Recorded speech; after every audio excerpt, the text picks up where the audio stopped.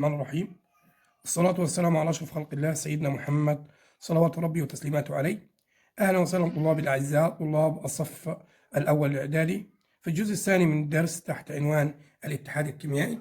سبق وتكلمنا على الجزء الأول على العناصر الفلزية، وسوف نتحدث اليوم على العناصر اللافلزية. سوف نبدأ حديثنا في العناصر اللافلزية بخواص العناصر اللافلزية. خواص العناصر اللافلزية تندرج أول عنصر أو أول بند أن هذه العناصر يحتوي مستوى الطاقة الأخير على 5 أو 6 أو 7 إلكترونات ما عدا الهيدروجين وعناصر الكربون. يبقى العناصر اللافلزية يحتوي مستوى الطاقة الأخير فيها على 5 إلكترونات أو 6 إلكترونات أو 7 إلكترونات ما عدا عنصر الهيدروجين والكربون. النقطة الثانية في العناصر اللافلزية أن العناصر اللافلزية تكون في حالة صلبة وأحيانا غازية، وفي حالة أو هناك عنصر واحد يكون في حالة سائلة. يبقى العناصر اللافلزية يا إما بتوجد في حالة صلبة أو في حالة غازية ما عدا عنصر واحد يكون في حالة سائلة، وهو عنصر البروم. عنصر البروم بيكون في حالة سائلة. ممكن يأتي سؤال في الامتحان أن العناصر اللافلزية تكون دائما صلبة أو غازية ما عدا عنصر نقط. هقول له بشكل مبسط ما عدا عنصر البروم. العناصر الفلزية، النقطة الثالثة أن العناصر اللافلزية نوميتل العناصر اللافلزية غير قابلة للسحب والطرق والتشكيل. غير قابلة للسحب والطرق والتشكيل. إلى جانب ذلك أن العناصر اللافلزية غير جيدة التوصيل للكهرباء والحرارة ما عدا عنصر الكربون أو الجرافيت، بيكون ده جيد التوصيل للكهرباء.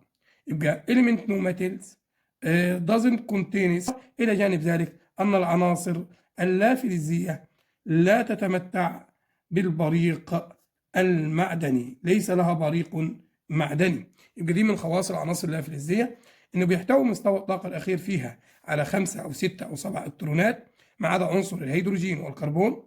الحاجة الثانية يا أستاذ إن العناصر اللافلزية قد توجد في حالة صلبة وأحيانا غازية، وهناك عنصر واحد يكون في حالة سائلة وهو عنصر البروم. إلى جانب ذلك أن العناصر اللافلزية غير قابلة للسحب والطرق والتشكيل. وممكن هنا يطرح سؤال يقول لي ماذا يحدث إذا عند الطرق على قطعة من الكربون؟ هقول له يا أستاذ سوف تتفتت قطع الكربون، لأن الكربون من العناصر اللافلزية، والعناصر اللافلزية تكون غير قابلة للسحب والطرق والتشكيل. إلى جانب ذلك أن العناصر اللافلزية غير جيدة التوصيل للكهرباء bad conductors of electricity and heat، غير جيدة التوصيل للكهرباء والحرارة ما عدا عنصر الكربون أو الجرافيت element no metals. العناصر اللافلزية لا تتمتع بوجود البريق المعدني. طب تعالى نتعرف على نقطة أخرى، ألا وهي سلوك العناصر اللافلزية عند دخولها كيميكال رياكشن، عند دخولها التفاعل الكيميائي. العناصر اللافلزية عندما تدخل التفاعل الكيميائي ماذا يحدث لها؟ سبق وتكلمنا أن جميع العناصر التي يحتوي مستوى الطاقة الأخير على أقل من 8 إلكترونات بتكون عناصر نشطة، وهذه العناصر النشطة تدخل في التفاعلات الكيميائية. وشفنا العناصر الفلزية سابقا أن بيحتوي مستوى الطاقة الأخير على 1 و2 و3 إلكترون، وبالتالي تدخل في التفاعل، ولكن كانت تدخل في التفاعل وتميل لعملية الفض لتصل لحالة الاستقرار. أما العناصر اللافلزية أيضا بيحتوي مستوى الطاقة الأخير على 5 أو 6 أو 7، فهتدخل في التفاعل الكيميائي لكي تصل إلى حالة الاستقرار. ولكن هذه العناصر اللافلزية عندما تدخل التفاعل تقوم بعملية اوبريشنز، وعملية اكتساب إلكترون أو أكثر أثناء التفاعل الكيميائي. يعني يا أستاذ على عكس اللافلزات، على عكس الفلزات، الفلزات كانت تقوم بعملية الاكتساب، أما العناصر اللافلزية تقوم بعملية الاكتساب، تكتسب إلكترونا أو أكثر أثناء التفاعل الكيميائي. طب ليه بتصل لحالة، ليه بتقوم بعملية الاكتساب؟ تقوم بعملية الاكتساب حتى يصبح مستوى الطاقة الخارجي مكتمل إيه يا أستاذ؟ بالإلكترونات. وفي حالة الاكتمال تصبح الذرة حين ذاك في حالة كونديشن، حالة استقرار. يبقى إذا الذرة أو العناصر اللافلزية بتدخل التفاعل الكيميائي، نسأل سؤال ليه بتخش التفاعل الكيميائي؟ لأنها عناصر نشطة، لأن المستوى الأخير غير مكتمل بالإلكترونات. طب سلوكها عند دخولها في التفاعل بتقوم بعملية اكتساب، تكتسب إلكترون أو أكثر أثناء التفاعل. الإلكترون ده ممكن يكون إلكترون، ممكن يكون 2 إلكترون، من المحتمل أن يكون 3 إلكترونات. تمام يا أستاذ؟ حتى يصبح، أو ليه بتقوم بعملية اكتساب؟ حتى يصبح مستوى الطاقة الأخير في هذه الذرات مكتمل بالإلكترونات، وبالتالي تصل إلى حالة إيه؟ الاستقرار. وعملنا ربط في علاقة أن هناك علاقة بين حالة الاستقرار وبين اكتمال المستوى الأخير، أن الذرة لو اكتملت في مستوى الطاقة الأخير بالإلكترونات تكون في حالة استقرار. ده بالنسبة لمين يا أستاذ؟ ده بالنسبة للعناصر اللافلزية. وفي هذا الوقت عندما تقوم بعملية الفقد تتحول الذرة أو العنصر اللافلزي أو ذرة العنصر اللافلزي بتتحول من ذرة إلى أيون. بس هنا يا أستاذ الأيون بيكون أيون إيه؟ سالب. وما هو الأيون السالب؟ الأيون السالب أو اللي هو ذرة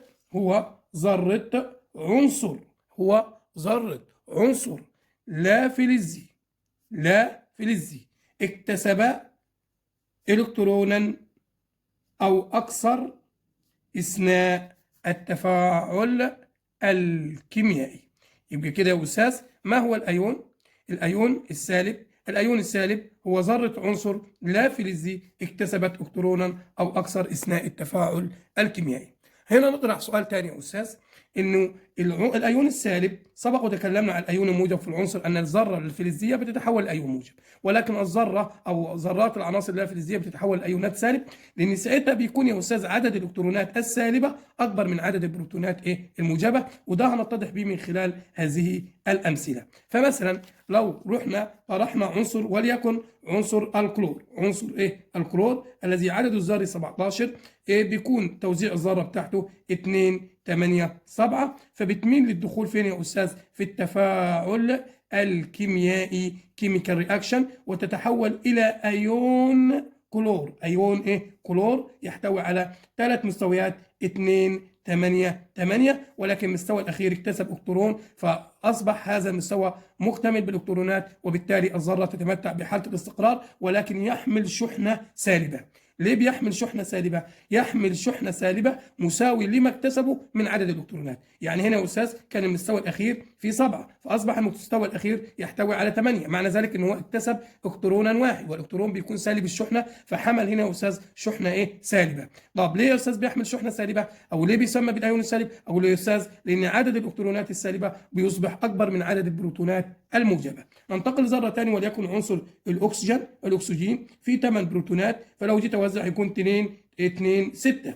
هتخش أيضا في التفاعل الكيميائي، هيتحول الأكسجين إلى 2 8 يحمل شحنتين سالبتين مساوي لما اكتسبه من الإلكترونات. ما معنى ذلك؟ أن المستوى الأخير كان يحتوي على 6 إلكترونات، فاكتسب إلكترونين، فأصبح المستوى يحتوي على 8 إلكترونات.